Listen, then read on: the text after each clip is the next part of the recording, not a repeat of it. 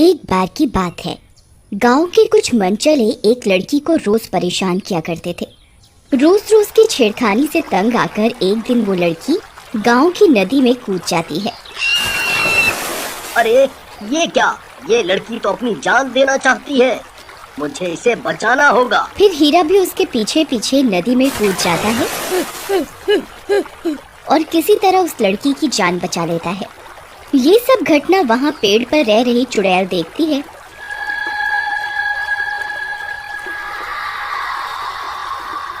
तो उसे हीरा से प्यार हो जाता है और वो एक सुंदर सी औरत का भेष बदलकर हीरा से शादी करके उसके साथ उसके घर में रहने लगती है। फिर कुछ समय बीतने के बाद उनके घर एक प्यारी सी बच्ची का जन्म होता है। हीरा बच्ची को गोद में लेकर बहुत खुश होता है, लेकिन रेशमा मन ही मन डर रही होती है। अरे रेशमा, क्या हुआ? देखो ना, भगवान ने हमें कितनी सुंदर बिटिया दी है। रेशमा मन ही मन सोचती है, मैंने तो खुद पर काबू पा लिया है, लेकिन मेरी बेटी अभी छोटी है। कहीं गांव वालों को पता चल गया कि ये चुड़ैल है तो वो इसे जिंदा नहीं छोड़ेंगे। फिर कुछ ही दिनों में रेशमा की बेटी दूसरे बच्चों के मुकाबले बहुत तेजी से बड़ी हो रही थी। एक दिन वो गांव के बच्चों के साथ खेल रही होती है। अरे सुमन, देख तो सही, ये रेशमा की बेटी कितनी जल्दी बड़ी हो गई है। इसकी उम्र के बाकी बच्चे तो इसके आगे बौने लग रहे हैं। तभी खेलते खेलते जैस्मिन को गुस्सा आ जाता है और वो एक बच्चे की गर्दन पकड़कर उसे हवा में उठा देती है। आई मम्मी, बचाओ बचाओ, मर गया रे। अरे अरे जैस्मिन, मुझे माफ कर दो, मैं आगे से चीटिंग नहीं करूँगा। तुम फिर से अपनी बारी ले लो। मम्मी मम्मी मम्मी मम्मी बचाओ। फिर उस बच्चे की आवाज सुनकर रेशमा भागती हुई जाती है और जैस्मिन से उस बच्चे को छुड़वाती है। अरे भागो रे, हाय रे, आई मम्मी मम्मी, हाय जान फटा, आई। जैस्मिन, ये तुम क्या कर रही थी? मैंने तुम्हें मना किया था ना कभी किसी भी बच्चे को हाथ मत लगाना। लेकिन माँ, उसने मेरे साथ चीटिंग की। मैंने तो सिर्फ उसे हल्का सा हाथ ही लगाया था और वो मम्मी मम्मी करके रोने लगा। बेटा, तुम आम बच्चों की तरह नहीं हो, तुम इन सब से अलग हो। मैं इनसे अलग कैसे हूँ माँ? जैस्मिन के सवालों का जवाब रेशमा नहीं दे पाती और उसे घर के अंदर ले जाती है। फिर एक दिन रेशमा जैस्मिन के बाल बना रही होती है। माँ, आज मेरी 2 चोटी करो ना। नहीं नहीं बेटा, अभी तुम्हारे बाल इतने लंबे नहीं हैं कि 2 चोटी हो सके। फिर रात होने पर सब सो रहे होते हैं। तभी पड़ोस के घर में से किसी औरत के चीखने की आवाज आती है। अरे मर गई रे, हाय रे, कोई मेरे बालों पर उस तरह फेर कर मुझे गंजा कर गया रे।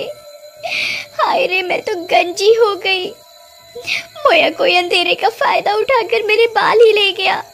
अरे रेशमा, ये कैसा शोर है भला? ये औरत इतना रो क्यों रही है? अजी आप सो जाइए, मैं देखती हूँ। फिर रेशमा उस औरत के पास जाती है। उस औरत को गंजा देखकर वो हैरान रह जाती है। अरे बहन, ये क्या हुआ? तुम्हारे बाल कहाँ गए? तुम्हारी ऐसी हालत कैसे हो गई? अरे क्या बताऊं बहन, कोई कमबख्त अंधेरे का फायदा उठाकर मेरे बाल ही काट कर ले गया। फिर रेशमा हैरान परेशान होकर वापस अपने घर आ जाती है और जैस्मिन के कमरे में झांक कर देखती है तो जैस्मिन सो रही होती है। फिर सुबह होने पर जैस्मिन फिर से अपनी माँ के पास बाल बनवाने आती है। माँ, आज तो मैं आपसे 2 चोटी करवा कर ही रहूंगी। अरे बाबा, कल ही तो बताया था कि तुम्हारे बाल अभी इतने बड़े नहीं हुए कि 2 चोटी हो सके। फिर रेशमा जैस्मिन के बाल बनाने लगती है, लेकिन ये क्या, 1 चोटी बनाने के बाद भी जैस्मिन के बाल खुले रह जाते हैं। देखो माँ, इन बालों की एक और चोटी बना दो। ये कैसे हो सकता है? कल तो 1 ही चोटी बनी थी, ये रात रात में बाल बढ़ कैसे गए?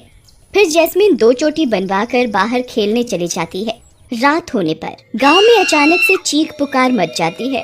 अरे मर गई रे, मेरे बाल कौन काट कर ले गया? अरे गांव वाले जल्दी आओ, देखो कोई नास बेटा मेरे बालों को काट कर ले गया। अजी जल्दी उठिए, ये देखिए कोई आपकी पत्नी को अंधेरे में गंजा करके चला गया और आप घोड़े बेचकर सोते रह गए। अरे मैं तो लुट गई, बर्बाद हो गई। अब मैं किसी को अपना मुख कैसे दिखाऊंगी। फिर ये सब चीख पुकार सुनकर रेशमा और हीरा भी वहाँ पहुँच जाते हैं। अरे जग्गू भाई, ये तुम्हारी पत्नी के साथ क्या हुआ? इनके बाल कहाँ गए? पता नहीं भाई, मैं तो सो रहा था। रात के अंधेरे में कोई आया और इसके बालों पर उस तरह फेर के चला गया। रेशमा भी सोच में पड़ जाती है कि आखिर कौन है जो गांव की औरतों को गंजा कर रहा है। फिर अगले दिन जब जैस्मिन अपने बाल बनवाने माँ के पास आती है तो उसकी आंखें फटी की फटी रह जाती हैं। जैस्मिन के बाल कई फीट बढ़ चुके होते हैं। अरे जैस्मिन, ये क्या, तुम्हारे बाल रातों रात इतने कैसे बढ़ गए? माँ, आप तो जानती ही हैं मुझे बड़े बालों का कितना शौक है। अब मैं बालों को खुला ही रखूंगी। फिर इतना बोलकर जैस्मिन बाहर बच्चों के साथ खेलने चली जाती है। उसके लंबे बाल देखकर उन गंजी औरतों की आंखें फटी की फटी रह जाती हैं और उनका शक यकीन में बदल जाता है। अरे दैया रे दैया, जरा इसके बाल तो देखो, कल तक तो कितने छोटे थे, रात रात में कितने बढ़ गए।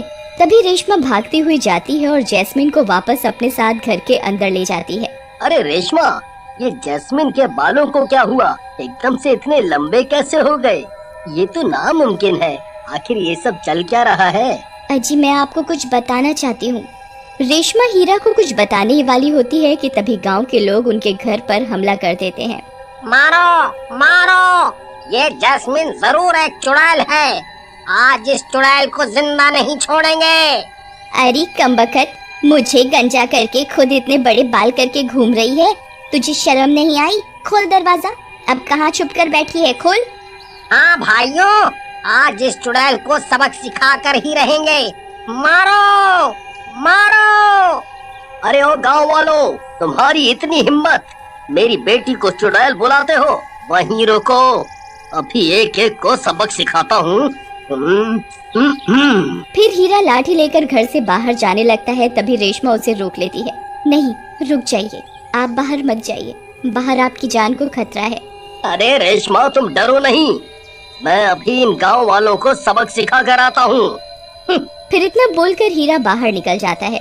उसके बाहर पहुँचते ही सभी गांव वाले उसे लाठी डंडों से मारने लगते हैं। मारो मारो, इसे जिंदा नहीं छोड़ना है।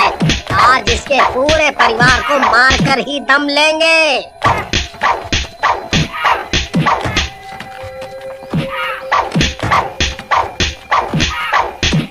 फिर रेशमा हीरा को बचाने के लिए घर से बाहर दौड़ पड़ती है।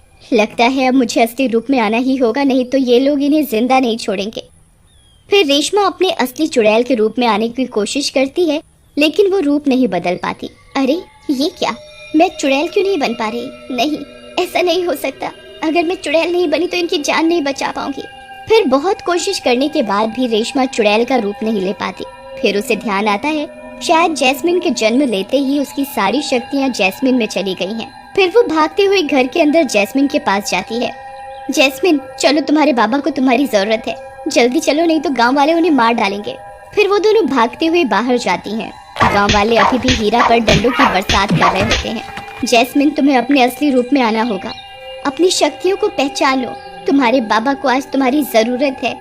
अपनी शक्तियों को पहचानो बेटा। तभी अपने बाबा की हालत देखकर जैस्मिन को गुस्सा आ जाता है और वो अपनी शक्तियों को पहचान जाती है और उसका आकार बढ़ने लगता है।